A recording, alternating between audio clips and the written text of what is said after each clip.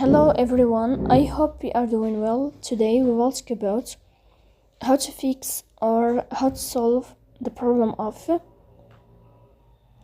grayed out on the application of ChatGPT. We click on settings, then we click on apps, default apps, app settings. Here you will search about ChatGPT and we click.